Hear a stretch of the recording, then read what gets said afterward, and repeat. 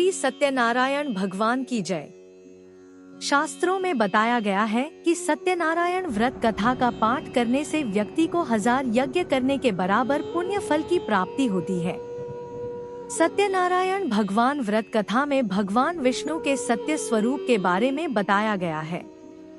इस व्रत का पाठ करने से घर में सुख समृद्धि का वास होता है और भगवान विष्णु की कृपा बना रहती है। आइए जानते हैं पूजा सामग्री, पूजा विधि, व्रत कथा और पारण कैसे करना चाहिए।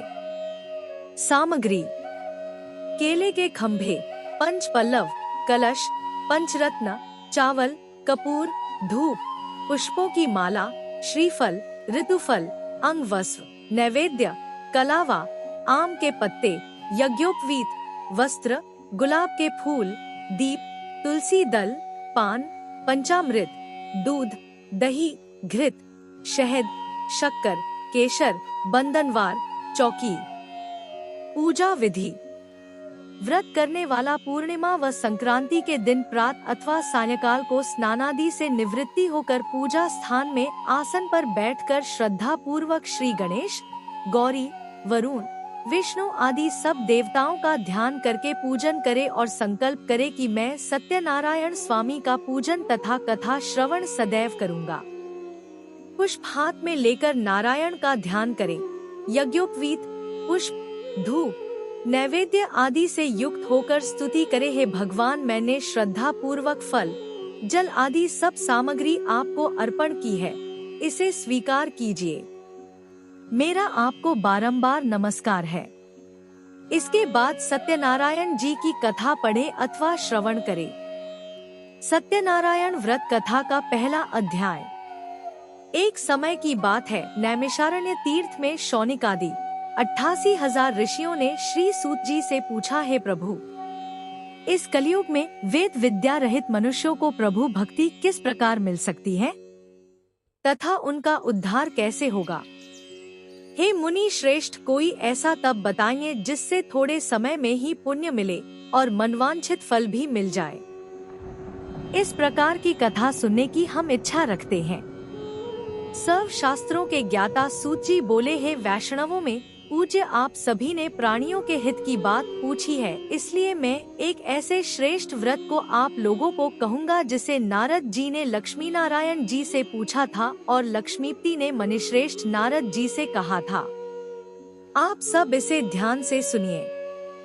एक समय की बात है, योगीराज नारद जी दूसरों के हित की इच्छा लिए अनेकों लोकों में घूमते हुए मृत्युलोक में आ पहुँचे।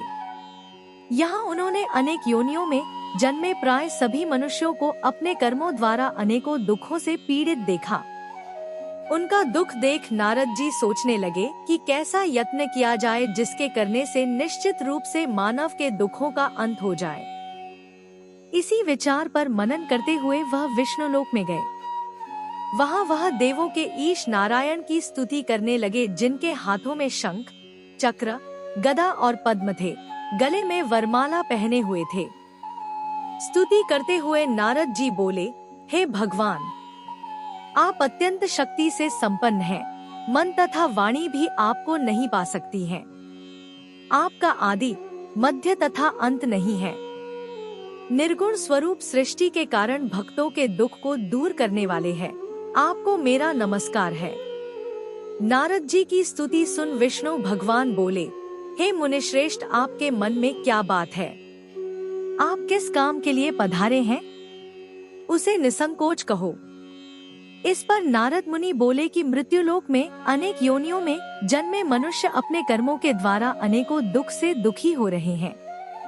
हे नाथ, आप मुझ पर दया रखते हैं, तो बताइए कि वो मनुष्य थोड़े प्रयास से ही अपने दुखों से कैसे छुटकारा पा सकते हैं। श्रीहरि बोले, हे नारद, मनुष्यों की भलाई के लिए तुमने बहुत अच्छी बात पूछी है। जिसके करने से मनुष्य मोह से छूट जाता है, वह बात मैं कहता हूँ, उसे सुनो। स्वर्ग लोक व मृत्युलोक दोनों में एक दुर्लभ उत्तम व्रत है जो पुण्य देने वाला है। आज प्रेमवश होकर मैं उसे तुमसे कहता हूँ। श्री सत्यनारायण भगवान का यह व्रत अच्छी तरह विधान पूर्वक करके मनुष्य तुरंत ही यहाँ सुख भोग कर मरने पर मोक्ष पाता है। श्रीहरि के वचन सुन नारद जी बोले कि उस व्रत का फल क्या है और उसका विधान क्या है। यह व्रत किसने किया था, इस व्रत को किस दिन करना चाहिए, सभी कुछ विस्तार से बताएं। नारद की बात सुनकर श्रीहरि बोले, दुख व शोक को दूर करने वाला यह सभी स्थानों पर विजय दिलाने वाला है। मानव को भक्ति व श्रद्धा के साथ शाम को श्री सत्यनारायण की पूजा धर्म परायण होकर ब्राह्मणों व बंधुओं के साथ करनी चाहिए। भक्ति भाव से ही नैवेद्य, केले का फल, घी, दूध और गेहूं का आटा सवाया ले। गेहूं के स्थान पर साठी का आटा, शक्कर तथा गुड़ लेकर वह सभी भक्षण योग्य पदार्थों को मिलाकर भगवान का भोग लगाए। ब्राह्मणों सहित बंधु बांधवों को भी भोजन कराएं, उसके बाद स्वयं भोजन करें। भजन कीर्तन के साथ भगवान की भक्ति में लीन हो जाएं। इस तरह से सत्यनारायण भगवान का यह व्रत करने पर मनुष्य की सारी इच्छाएं निश्चित रूप से पूरी होती हैं। इस कलिकाल अर्थात कलयुग में मृत्युलोक में मोक्ष का यही एक सरल उपाय बताया गया है। श्री सत्यनारायण व्रत कथा का पहला अध्याय संपूर्ण। बोलिए श्री सत्यनारायण भगवान की जय। सत्यनारायण भगवान की व्रत कथा का दूसरा अध्याय। सूत जी बोले, हे ऋषियों, जिसने पहले समय में इस व्रत को किया था उसका इतिहास कहता हूँ, ध्यान से सुनो। सुंदर काशीपुरी नगरी में एक अत्यंत निर्धन ब्राह्मण रहता था। भूख प्यास से परेशान वह धरती पर घूमता रहता था। ब्राह्मणों से प्रेम करने वाले भगवान ने एक दिन ब्राह्मण का वेश धारण कर उसके पास जाकर पूछा, हे विप्र, नित्य दुखी होकर तुम पृथ्वी पर क्यों घूमते हो? दीन ब्राह्मण बोला, मैं निर्धन ब्राह्मण हूँ, भिक्षा के लिए धरती पर घूमता हूँ। हे भगवान, यदि आप इसका कोई उपाय जानते हो तो बताइए। वृद्ध ब्राह्मण कहता है कि सत्यनारायण भगवान मनोवांछित फल देने वाले हैं, इसलिए तुम उनका पूजन करो। इसे करने से मनुष्य सभी दुखों से मुक्त हो जाता है। वृद्ध ब्राह्मण बनकर आए सत्यनारायण भगवान उस निर्धन ब्राह्मण को व्रत का सारा विधान बताकर अंतर्धान हो गए। ब्राह्मण मन ही मन सोचने लगा कि जिस व्रत को वृद्ध ब्राह्मण करने को कह गया है मैं उसे जरूर करूंगा। यह निश्चय करने के बाद उसे रात में नींद नहीं आई। वह सवेरे उठकर सत्यनारायण भगवान के व्रत का निश्चय कर भिक्षा के लिए चला गया। उस दिन निर्धन ब्राह्मण को भिक्षा में बहुत धन मिला, जिससे उसने बंधु बांधवों के साथ मिलकर श्री सत्यनारायण भगवान का व्रत संपन्न किया। भगवान सत्यनारायण का व्रत संपन्न करने के बाद वह निर्धन ब्राह्मण सभी दुखों से छूट गया और अनेक प्रकार की संपत्तियों से युक्त हो गया। उसी समय से यह ब्राह्मण हर माह इस व्रत को करने लगा। इस तरह से सत्यनारायण भगवान के व्रत को जो मनुष्य करेगा वह सभी प्रकार के पापों से छूटकर मोक्ष को प्राप्त होगा। जो मनुष्य इस व्रत को करेगा वह भी सभी दुखों से मुक्त हो जाएगा। सूत जी बोले कि इस तरह से नारद जी से नारायण जी का कहा हुआ श्री सत्यनारायण व्रत को मैंने तुमसे कहा। हे विप्रो, मैं अब और क्या कहूँ? ऋषि बोले, हे मुनिवर, संसार में उस विप्र से सुनकर और किस किस ने इस व्रत को किया, हम सब इस बात को सुनना चाहते हैं। इसके लिए हमारे मन में श्रद्धा का भाव है। सूत जी बोले, हे मुनियों, जिसने इस व्रत को किया है वे सब सुनो। एक समय वही विप्र धन व ऐश्वर्य के अनुसार अपने बंधु बांधवों के साथ इस व्रत को करने को तैयार हुआ। उसी समय एक लकड़ी बेचने वाला बूढ़ा आदमी आया और लकड़ियां बाहर रखकर अंदर ब्राह्मण के घर में गया। प्यास से दुखी वह लकड़हारा उनको व्रत करते देख विप्र को नमस्कार कर पूछने लगा कि आप यह क्या कर रहे हैं? तो उन्होंने बताया कि व्रत कर रहा हूँ तथा इसे करने से क्या फल मिलेगा, कृपया मुझे भी बताएं। ब्राह्मण ने कहा कि सब मनोकामनाओं को पूरा करने वाला यह सत्यनारायण भगवान का व्रत है। इनकी कृपा से ही मेरे घर में धन धान्य आदि की वृद्धि हुई है।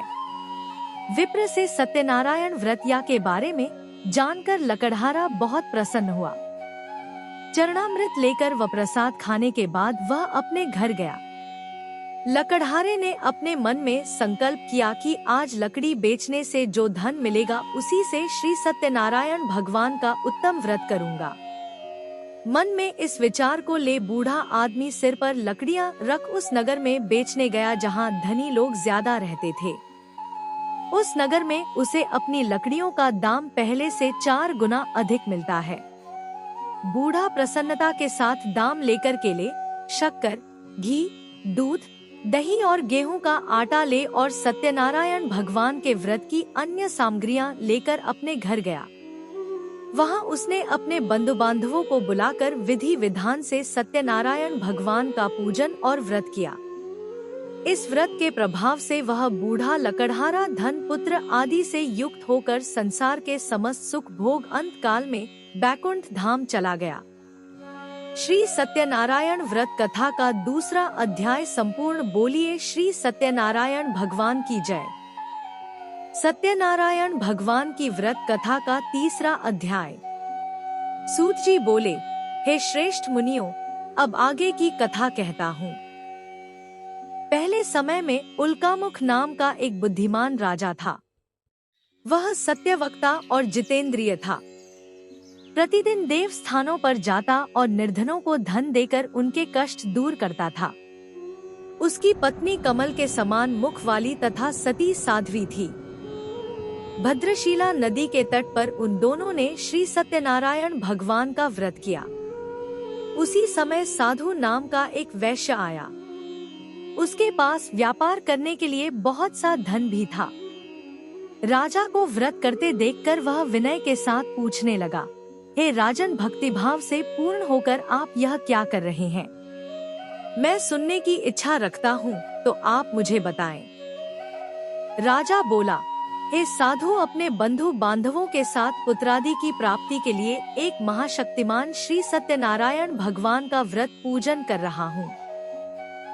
राजा के वचन सुन साधु आदर से बोला, हे राजन, मुझे इस व्रत का सारा विधान कहिए।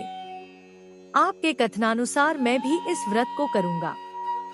मेरी भी संतान नहीं है और इस व्रत को करने से निश्चित रूप से मुझे संतान की प्राप्ति होगी।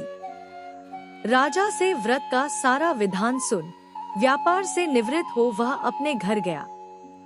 साधु वैश्य ने अपनी पत्नी को संतान देने वाले इस व्रत का वर्णन कह सुनाया और कहा कि जब मेरी संतान होगी तब मैं इस व्रत को करूँगा।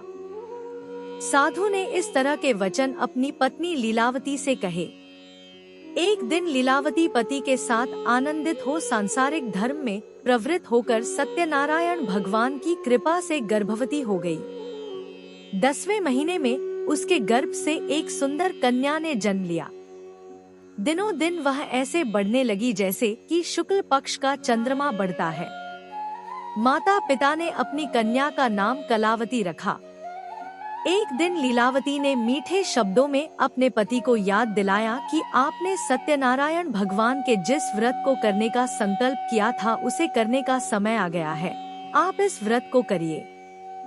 साधु बोला कि हे प्रिय, इस व्रत को मैं उसके विवाह पर करूँगा। इस प्रकार अपनी पत्नी को आश्वासन देकर वह नगर को चला गया। कलावती पिता के घर में रह वृद्धि को प्राप्त हो गई। साधु ने एक बार नगर में अपनी कन्या को सखियों के साथ देखा तो तुरंत ही दूत को बुलाया और कहा कि मेरी कन्या के योग्य वर देखकर आओ। साधु की बात सुनकर दूत कंचन नगर में पहुंचा और वहां देखभाल कर लड़की के सुयोग्य वणिक पुत्र को ले आया। सुयोग्य लड़के को देख साधु ने बंधु बांधवों सहित अपनी पुत्री का विवाह कर दिया। लेकिन दुर्भाग्य की बात ये कि साधु ने अभी भी श्री सत्यनारायण भगवान का व्रत नहीं किया। इस पर श्री भगवान क्रोधित हो गए और श्राप दिया कि साधु को अत्यधिक दुख मिले। अपने कार्य में कुशल साधु बनिया जमाई को लेकर समुद्र के पास स्थित होकर रत्नासारपुर नगर में गया। वहां जाकर दामाद ससुर दोनों मिलकर चंद्रकेतु राजा के नगर में व्यापार करने लगे। एक दिन भगवान सत्यनारायण की माया से एक चोर राजा का धन चुराकर भाग रहा था। उसने राजा के सिपाहियों को अपना पीछा करते देख चुराया हुआ धन वहां रख दिया जहां साधु अपने जमाई के साथ ठहरा हुआ था। राजा के सिपाहियों ने साधु वैश्य के पास राजा का धन पड़ा देखा तो वह ससुर जमाई दोनों को बांधकर प्रसन्नता से राजा के पास ले गए और कहा कि उन दोनों चोरों हम पकड़ लाए हैं, आप आगे की कार्यवाही की आज्ञा दें। राजा की आज्ञा से उन दोनों को कठिन कारावास में डाल दिया गया और उनका सारा धन भी उनसे छीन लिया गया। श्री सत्यनारायण भगवान से श्राप से साधु की पत्नी भी बहुत दुखी हुई। घर में जो धन रखा था उसे चोर चुरा ले गए। शारीरिक तथा मानसिक पीड़ा व भूख प्यास से अति दुखी हो अन्न की चिंता में कलावती एक ब्राह्मण के घर गई। वहां उसने श्री सत्यनारायण भगवान का व्रत होते देखा, फिर कथा सुनी, वह प्रसाद ग्रहण कर वह रात को घर वापस आई। माता के कलावती से पूछा कि हे पुत्री, अब तक तुम कहाँ थी? तेरे मन में क्या है? कलावती ने अपनी माता से कहा, हे माता, मैंने एक ब्राह्मण के घर में श्री सत्यनारायण भगवान का व्रत देखा है। कन्या के वचन सुन लीलावती भगवान के पूजन की तैयारी करने लगी।